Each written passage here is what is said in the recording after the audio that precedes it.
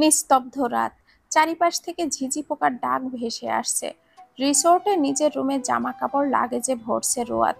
সাফায়েতের হুকুম, তাকে এক্ষুনি এই রুম ত্যাগ করে তার রুমে শিফট হতে হবে, যার দরুন এই রাত 10টা বাজে তাকে কাপড় গোছাতে হচ্ছে। সুইটি একটু পরপরই রোয়াতের দিকে তাকাচ্ছে, কিছু বলতে চায়। রোয়াতের বিষয়টা নজরে আসলো, তাই জামা কাপড় গোছাতে গোছাতেই বলল, মনে কোনো প্রশ্ন ঘুরপাক খেলে তা আটকে না রেখে বলে ফেলো। সুইটি ভড়কে গেল, আমতা আমতা করে বলল, আসলে রোয়াত, একটা কথা জিজ্ঞাসা করতে চাচ্ছি। বলো। স্যারের সঙ্গে তোমার বিয়ে হয়েছে, অথচ ভার্সিটিতে তো তোমাদের দেখে মনেই হয়নি। আমরা বুঝতে দেইনি, তাই মনে হয়নি। আচ্ছা সত্যি করে একটা বলো তো, কি তোমাদের বিয়ের কয়দিন হয়েছে? এই সপ্তাহখানেক পার হয়েছে। ও, তার মানে তোমাদের মধ্যে সব হয়ে গেছে। রুয়াত কাজ থামিয়ে দিল। সুইটির দিকে তাকাতেই সুইটি রুয়াতের চাহনি দেখে বলে, সরি, বেশি ব্যক্তিগত কথা বলে ফেলেছি বোধ হয়। আমাদের মধ্যে সব হয়ে গেছে, এভরিথিং। এখন আবার বলো না এক্সপেরিয়েন্স গুলো শেয়ার করতে। সুইটি হেসে বলে, এবার না না, বলতে হবে না, মাইন্ড করছো? না, সিঙ্গেল ফ্রেন্ড গুলো এমন আক্স করেই থাকে বিবাহিত ফ্রেন্ডদের, ইটস নর্মাল। তুমি চলে গেলে আমাকে একাই থাকতে হবে এই রুমে, মনটা খারাপ হয়ে যাচ্ছে। কি আর করার বলো, মহাশয়ের আদেশ মানতে তো হবেই। এখন আসছি, সকালে দেখা হবে। রুয়াত লাগেজটা নিয়ে উঠে দাঁড়ালো। তার মতে নিজেদের ভেতরের খবর বাহিরের মানুষকে না জানানোই শ্রেয়। এই যে তার আর সাফায়াতের মাঝে এখনো কিছুই হয়নি, এটা বলে নিশ্চয়ই সুইটি প্রশ্ন করার মাত্রাটা আরো বাড়িয়ে দিত। সব কথা শেয়ার করতে হয় না, এই কথাটা খুব মানে রুয়াত, হোক সে যতই কাছের। সাফায়েত বিছানায় পা ঝুলিয়ে বসে অপেক্ষা করছে রুয়াতের। 30 মিনিট হলো, এখনো আসছে না মেয়েটা। দরজায় কড়া নাড়ার শব্দ শুনে তড়িঘড়ি করে বিছানা থেকে নেমে দরজার কাছে আসলো। সিটকিনিটা খুলে দিতেই রুয়াতকে দেখতে পায়। সাফায়েত দরজা থেকে সরে আসে। রুয়াত ভেতরে ঢোকে, সাফায়েত দরজাটা আটকে দেয়। দেওয়াল ঘড়ির দিকে তাকিয়ে বলে, পাক্কা 30 মিনিট অপেক্ষা করিয়েছ। রুয়াত জামা কাপড়গুলো আলমারিতে রাখায় সাফায়েতের জামা কাপড়ের পাশে খালি জায়গায় রেখে বলে, গোছগাছ করতে একটু সময় লাগবে না? তাই বলে 30 মিনিট? সামান্য একটা লাগেজই তো। ইচ্ছে করে দেরি করিনি, এত অধৈর্যপনা কেন করছেন? এটা মানাচ্ছে না আপনার সাথে। সাফায়েত এগিয়ে আসলো, পেছন থেকে রুয়াতের 2 বাহু ধরে নিজের দিকে ঘুরিয়ে বলে, আমি যে অধৈর্য নই তার কি প্রমাণ পাওনি এখনো তুমি? বিয়ের সপ্তাহ খানেক পার হয়ে গেছে, অথচ কোনো বিবাহিত পুরুষ এমন ধৈর্য নিয়ে থাকতে পারে তোমার জানা মতে? রুয়াত মুখ বেঁকিয়ে অন্যদিকে মুখটা ফিরিয়ে বিড়বিড় করে বলে, কে বলেছে এত ধৈর্য নিয়ে থাকতে? আমি কি বলেছি? নিজের ইচ্ছেতেই তো থাকছে। সাফায়েত রুয়াতকে কিছু বলতে না দেখে বাহু ঝাঁকিয়ে বলে, এখনো চুপ কেন? Answer me. কি আনসার দিব? মনে হলো আমাকে দেখতে না পেয়ে আপনি অধৈর্য হয়ে গিয়েছিলেন, সেই জন্য বলেছি। তা হননি অধৈর্য? সাফায়েত রুয়াতের বাহু ছেড়ে দিল।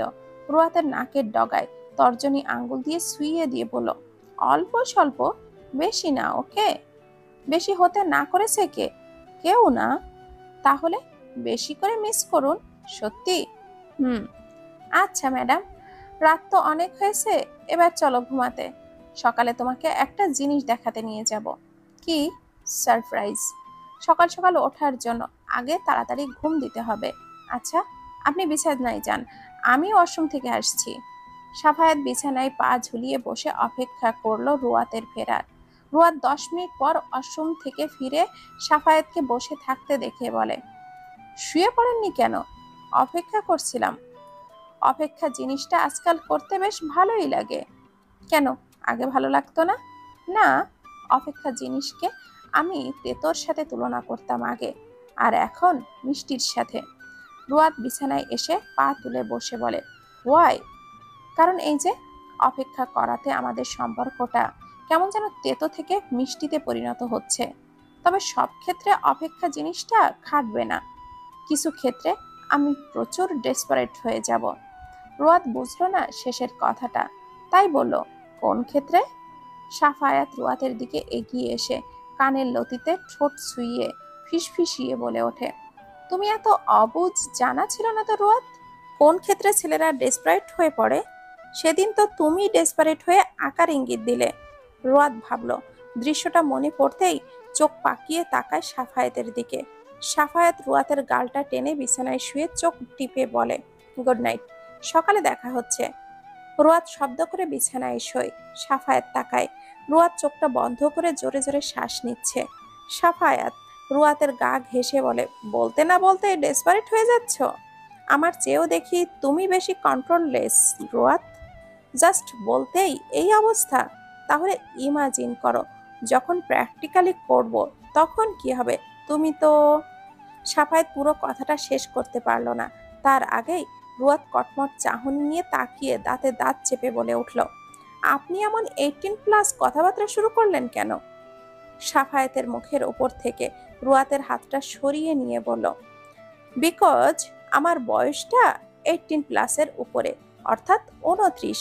সেই হিসাবে এটা আমার অধিকার বলার। বলতেই পারি। না, বলতে পারেন না। তাহলে তো করতে পারি। করব? উফ, চুপ করবেন?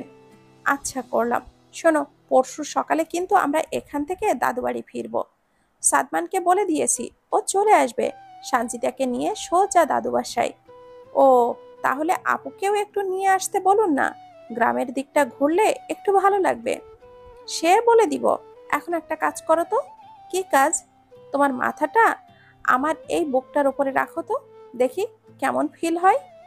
ইস, কি সুন্দর আবদার সাফায়েতের। রুয়াতের হাসি পেল। নিরামিষ আমিষ হতে চাচ্ছে, বাট পেরেও পারছে না। রুয়াত মাথাটা উঁচু করে সাফায়েতের বুকের উপরে রাখলো। সাফায়েত রুয়াতের চুলের ভাঁজে আলতো করে ঠোঁট ছুঁইয়ে দিয়ে বলল, শুনেছি বিয়ের পর স্বামীর বুকে মাথা রেখে স্ত্রীরা ঘুমায়, বাট তুমি তো রাখতেই পারতে, রাখোনি কেন? কেমন সুন্দর একটা ফিল পাচ্ছি। রুয়াত সাফায়েতের এই ফিলটাকে আরো রোমাঞ্চকর করার জন্য সাফায়েতের শার্টের ওপরে দুটো বোতাম খুলে দিয়ে উন্মুক্ত ধবধবে ফর্সা লোমবিহীন বুকে চুমু খেয়ে বলল, আপনার ফিলটাকে আরো বাড়িয়ে দিলাম। আমাকে আবার লুচি মেয়ে ভাববেন না একদম। রুয়াতের চুমু খাওয়ার সাথে সাথে সাফায়েতের পুরো শরীর জুড়ে অদ্ভুত এক শিহরণ বয়ে গেল। বুকের ওপর থেকে রুয়াতকে সরিয়ে রুয়াতের দিকে ঝুঁকলো। রুয়াতের ঠোঁটে লেগে আছে হাসি। সাফায়েত রুয়াতের মুখের কাছে নিজের মুখখানা নিয়ে বলে, ফিলটা বাড়িয়ে দিতে গিয়েই তো নিজের বিপদ নিজেই ডেকে আনলে। এখন একটা অঘটন ঘটে গেলে এর দায়ভার কে নিবে? তুমি? রুয়াত সাফায়েতের গলা জড়িয়ে ধরল, ফিসফিস করে বলল, সামান্য দায়ভার নিতে জানে রুয়াত। সাফায়েত ঠোঁট কামড়ে কিছু ভেবে বাঁকা হাসল। সময় ব্যয় না করে রুয়াতের গোলাপি ঠোঁট জোড়ায় নিজের ঠোঁটটা ডুবিয়ে দিল। অদ্ভুত এক ভালো লাগা কাজ করছে রুয়াতের ভেতরে। কে না চাইবে বিয়ের পর স্বামীর এই ভালোবাসা? রুয়াতও চাই। তাই তো একটু উস্কে দিল সাফায়েতকে। সাফায়েত প্রায় 10 মিনিট রুয়াতের ঠোঁটে ডুবে রইল। রুয়াত সাফায়েতের চুলের ভাঁজে হাত দিয়ে যেই না সঙ্গ দিতে যাবে, আর তখনই সাফায়েত ছেড়ে দিল। রুয়াতের থেকে সরে এসে বা হাতের বুড়ো আঙ্গুল দিয়ে ঠোঁট মুছে নিয়ে বলল, টেস্ট অনুভূতি দুটোই দারুণ ছিল। এদিকে রুয়াতের ইচ্ছে করছে সাফায়েতের মাথায় ঘন ঘন চুলগুলো টেনে ছিঁড়ে ফেলতে। এদিকে রুয়াতের ইচ্ছে করছে সাফায়েতের মাথার ঘন চুলগুলো টেনে ছিঁড়ে ফেলতে, অনুভূতির জোয়ারে ভাসিয়ে দিয়ে এখন দূরে সরে যাওয়া। রুয়াত শোয়া থেকে উঠল। সাফায়েতের বোঝার আগেই রুয়াত সাফায়েতের বুকে কামড় বসিয়ে দিল। সাফায়েত ব্যথায় চোখ মুখ খিচে ধরল। রুয়াত সাফায়েতকে ছেড়ে তারপর অন্যদিকে ঘুরে শুয়ে বলল, টেস্ট অনুভূতি দুটোকেই তিক্ত করার জন্য এই শাস্তি, অসভ্য পুরুষ। সাফায়েত কামড় দেওয়া জায়গায় হাত দিয়ে ডলতে লাগলো। সাফায়েত ফোনের টর্চটা জ্বালিয়ে দেখে ব্যথাটা গাঢ়ভাবেই দিয়েছে। দাঁত বিঁধে রক্ত জমাট হয়ে গেছে। রাক্ষসী মেয়ে একটা, এইভাবে কেউ কামড়ে দেয়? বেশ করেছি। আরো মাঝ রাস্তায় ছেড়ে চলে যাবেন?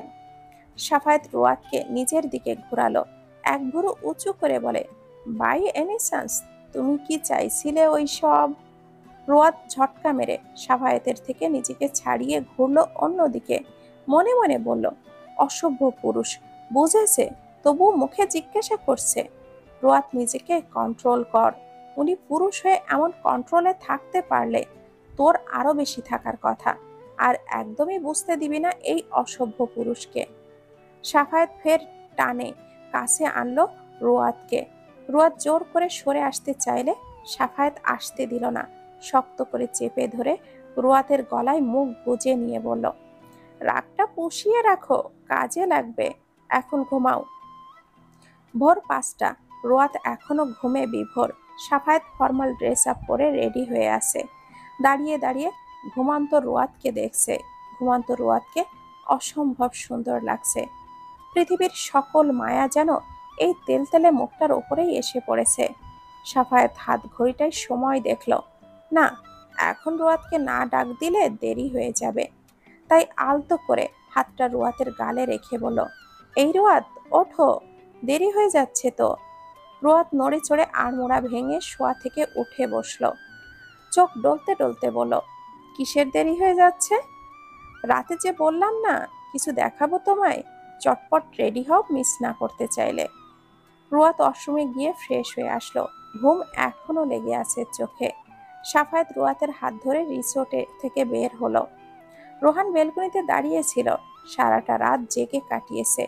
ঘুমরা ধরা দেয়নি তার চোখে। চোখ দুটো অসম্ভব লাল হয়ে আছে। হাতে জ্বলন্ত সিগারেট, আর পাশেই নেহাল দাঁড়িয়ে আছে। একটু আগেই ঘুম থেকে উঠে পাশে এসে দাঁড়িয়েছে। রোহানের দৃষ্টি নিচেই ছিল। সাফায়েত যখন রোয়াতকে ধরে বের হলো তখনই নজরে এসেছে। সহসা বুকটা দুমড়ে মুচড়ে উঠল। উফ, কি অসহ্য সেই ব্যথা! রোহানের ইচ্ছে করলো বুকটা কেটে দেখতে। ইচ্ছে করলো ব্যথাযুক্ত অংশটুকু কেটে শরীর থেকে আলাদা করতে, অনুভূতিটা ভেতরে দাফন করার জন্য। রোহান জ্বলন্ত সিগারেট মুখে নিয়ে টান দিতেই আকস্মিক নেহালের ফোন থেকে গানটা বেজে উঠল। হাতে তোমার নেশার বোতল, চক্ষু দুইটা লাল, কার ঠোঁটের আজ পরশ পাইয়া হয় প্রিয়ার সকাল। হাতে আমার নেশার বোতল, চক্ষু দুইটা লাল, কার ঠোঁটের আজ পরশ পাইয়া হয় প্রিয়ার সকাল। ঘরটা আমার ধোঁয়ায় ভরা, বিষাক্ত এক ঘ্রাণ। ধোঁয়ার সাথে হয়নি আড়ি, হয় না অভিমান। আজ আবেগ দিয়া নেশার নৌকায় পাংখা লাগাইছি, মাতাল হইয়া প্রিয়ার খোঁজে পাড়ি জমাইছি।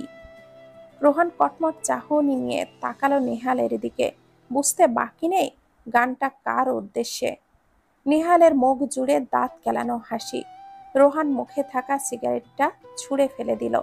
তারপর গটগট পায়ে রুমে এসে বলল, হালারপু, গানটা তোর জায়গা মতো ভরে দিব একেবারে। আর একটাবারও কাটা ঘায়ে নুনের ছিটা দিবি তো এই 2 তলা থেকে লাথি দিয়ে ফেলে দিব একেবারে। নেহাল রুমে ঢুকতে ঢুকতে ভয় পাওয়ার মতো মুখ নিয়ে বলে, এমন হুমকি আমাকে দিতে পারলি রুহু? আমি না তোর লেদাকালের ফ্রেন্ড? তোর কষ্টটা কমানোর জন্যই তো নেশার নৌকার গানটা ছাড়লাম। তোর নেশার দেশ কামাই দিস। রুম থেকে বের হয় এক্ষুনি, নইলে তোরে যে করুম নিজেও আমি জানি না। নেহাল মুখ বেঁকিয়ে রুম থেকে বের হতে হতে বলে, হ্যাঁ, তুমি ছ্যাঁকাখোর, খা বেশি বেশি করে ছ্যাঁকা খা। আমার কথা না শুনলে এমনই তো হবে। ফ্রেন্ডের থেকে ভালোবাসারে বড় করে দেখছস, তাই না? এখন খাও, উম্মা উম্মা চুম্মার বাস। ভোরের স্নিগ্ধ হাওয়ায় বরাবরই রোয়াতের ভীষণ পছন্দের।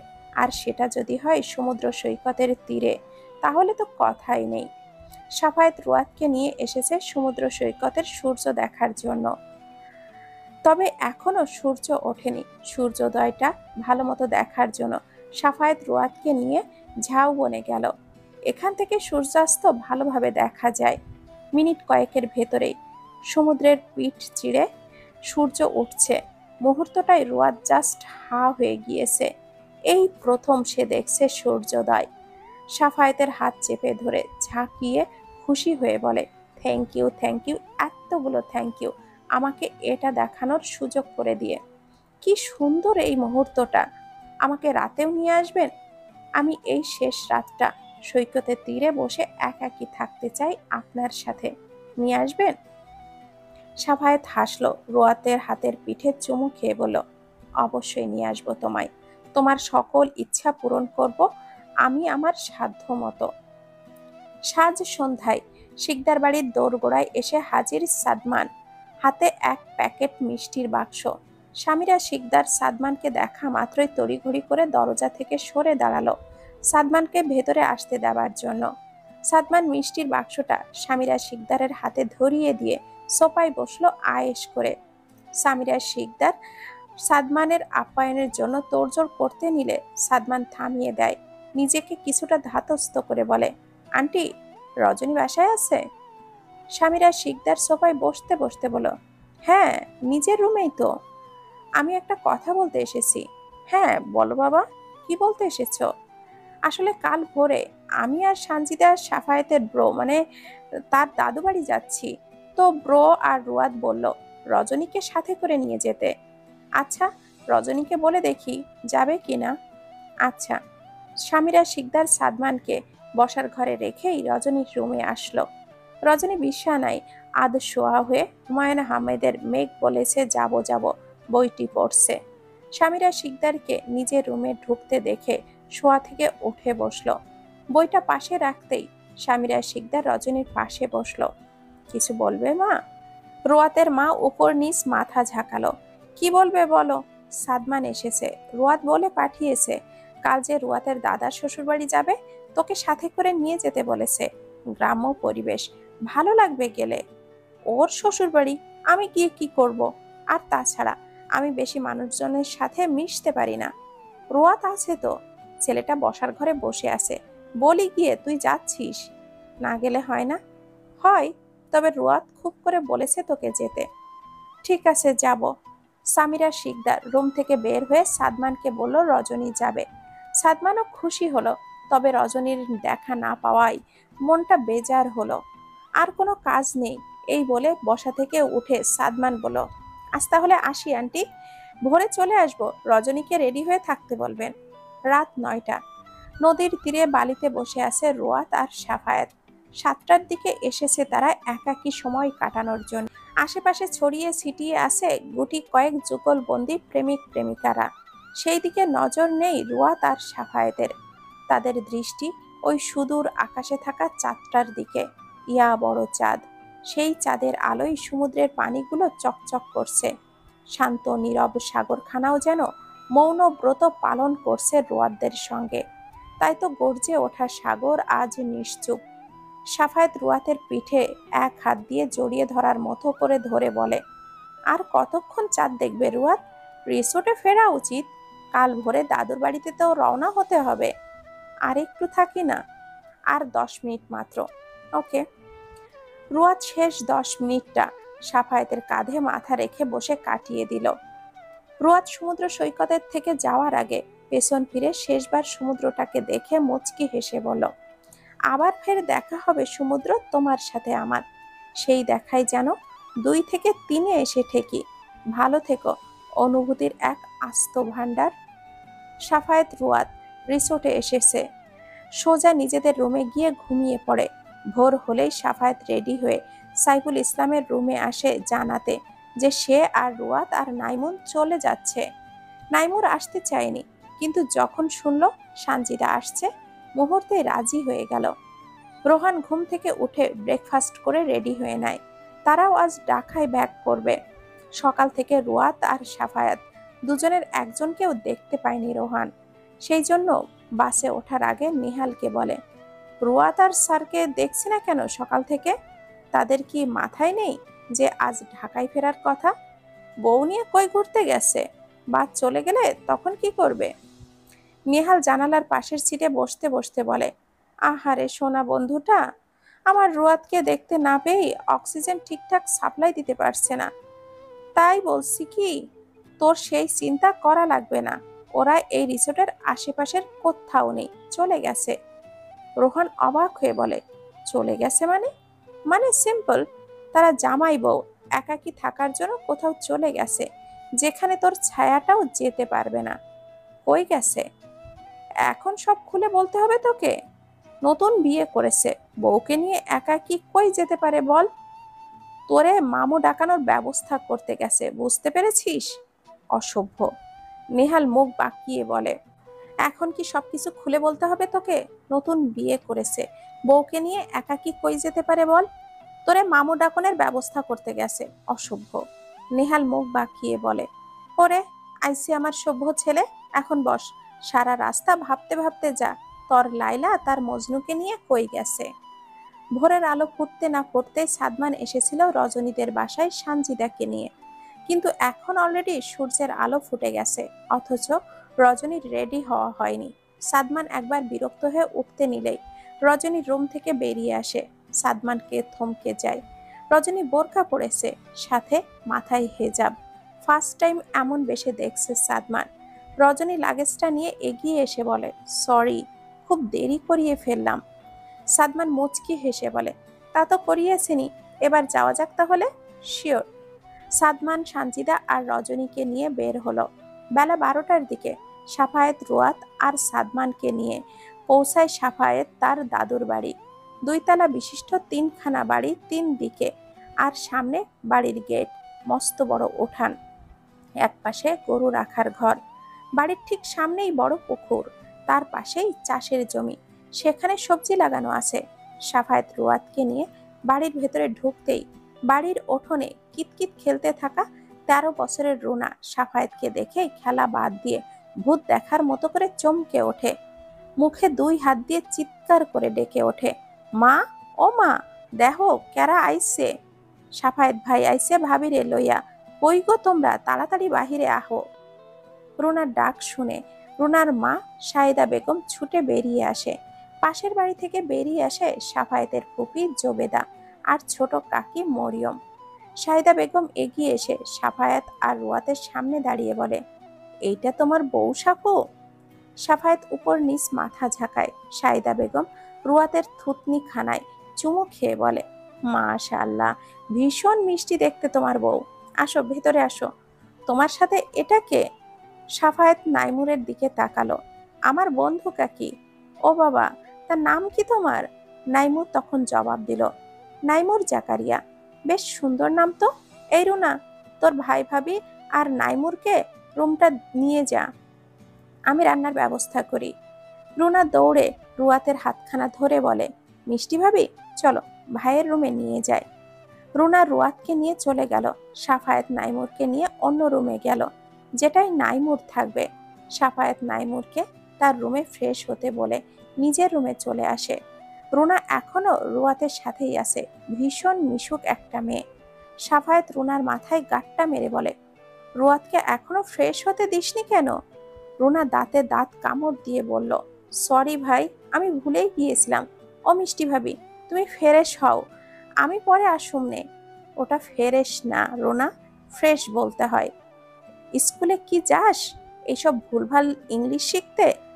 একটু একটু ভুলে যায়। আমি কি তোমার মতো বড় নাকি যে মনে থাকবে? ছোট্ট ব্রেন, মাথাও ছোট, এত শব্দ মনে রাখা যায় এ ছোট্ট ব্রেন মাথায়? মিষ্টি ভাবি, তুমি কও। ঠিকই তো বলেছে রুনা। সাফায়েত চোখ পাকিয়ে তাকালো। রুয়াত পাত্তা দিল না। রুনা চলে গেল। রুয়াত লাগেজ থেকে জামা বের করে ফ্রেশ হয়ে নিল। রুয়াত বের হলে সাফায়েত ঢোকে ফ্রেশ হতে। রুয়াত বিছানায় পা ঝুলিয়ে বসে ভেজা চুল টাওয়াল দিয়ে মুছতে থাকে। এমন সময় দরজা শব্দ করে ধাক্কা দিয়ে খুলে কেউ ভেতরে ঢোকে। রুয়াত ঘাড় ভাকিয়ে তাকায়। লাল সালোয়ার কামিজ পরা এক সুন্দরী মেয়ে। মেয়েটা রুমে ঢুকেই এদিকে ওদিকে তাকিয়ে কিছু একটা খুঁজতে থাকে।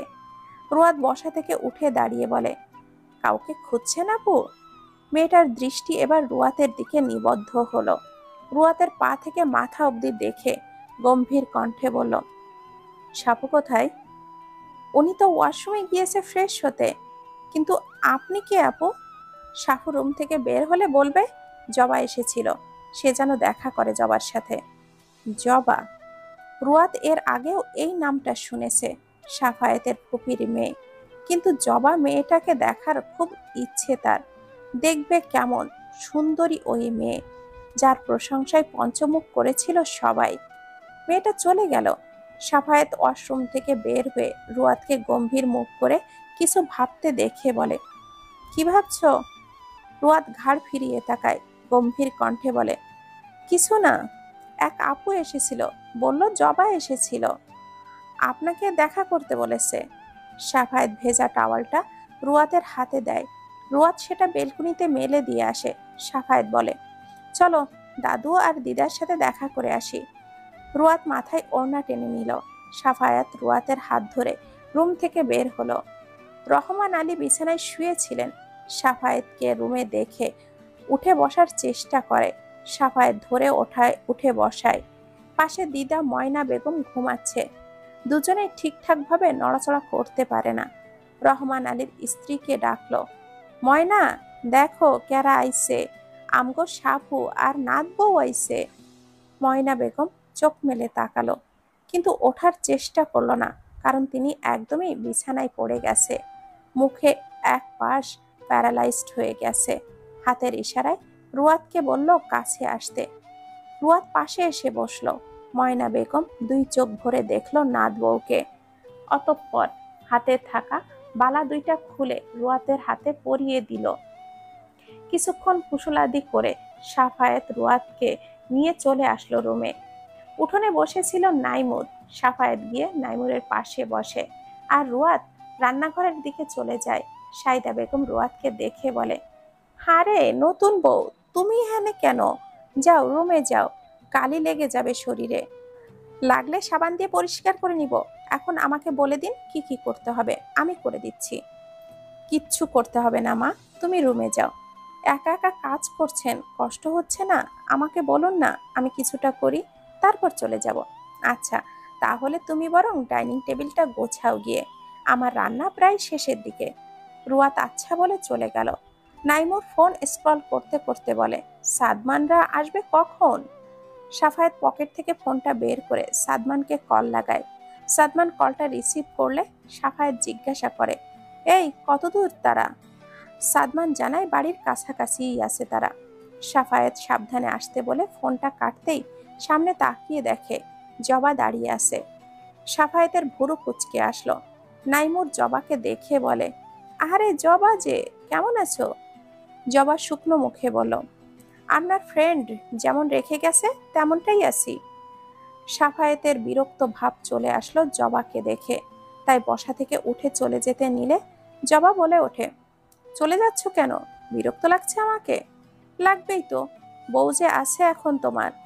খুব ভালোবাসো বুঝি বউকে? সাফায়েত সামনের দিকে ফিরেই জবাকে বলল, বউ মানুষটাকে ভালোবাসার জন্যই আল্লাহ জীবনে পাঠিয়েছে, তাকে ভালোবাসবো, এটাই তো স্বাভাবিক। অন্যের বুকে আগুন জ্বালিয়ে সুখী থাকবে ভেবেছো? যেসে কেউ আগুন জ্বালিয়ে কষ্ট পেয়ে বদদুয়া দিলে কথাটা মিলে যাবে, শকুনের দোয়ায় গরু মরে না। শকুনের সাথে তুলনা করছো আমাকে? সাফায়েত এবার ফিরে তাকালো, তাচ্ছিল্য নিয়ে বলল, যদি ভেবে থাকো তুলনা করছি তাহলে তাই। সাফায়েত চলে গেল। জবার আগে সাফায়েতের যাওয়া দেখে জায়গাটা প্রস্থান করলো। নাইমুর কিছুই বুঝলো না এদের কথার। দুপুরের দিকে সাদমান চলে আসে। রুয়াত বোনকে দেখা মাত্রই ছুটে আসে। রজনী জড়িয়ে ধরে বোনকে। রুয়াত রজনী আর সানজিদাকে নিয়ে ভেতরে ঢোকে। নাইমুর আর চোখে সানজিদাকে দেখে নিল। সানজিদা ভুলেও তাকালো না এই পুরুষটির দিকে। সাদমান সানগ্লাসটা শার্টের পকেটে ঢুকিয়ে চুলগুলো পেছনে ঠেলে দিয়ে বলে, সেকেন্ড টাইম আসলাম ব্রো, তোমার দাদুর বাড়ি। বাড়িটা আগের মতোই আছে। হ্যাঁ, চল রুমে, ফ্রেশ হয়ে নিবি, দুপুরের খাবার এখনো খায়নি। সাদমান নাইমুরের দিকে তাকিয়ে বলে, হেই ব্রো এর ফ্রেন্ড ব্রো, চলো রুমে গিয়ে ফ্রেশ হব। নাইমুর সাদমানকে নিয়ে চলে গেল রুমে। ফ্রেশ ট্রেশ হয়ে সবাই মিলে একসাথে দুপুরের খাবারটা খেয়ে নেয়।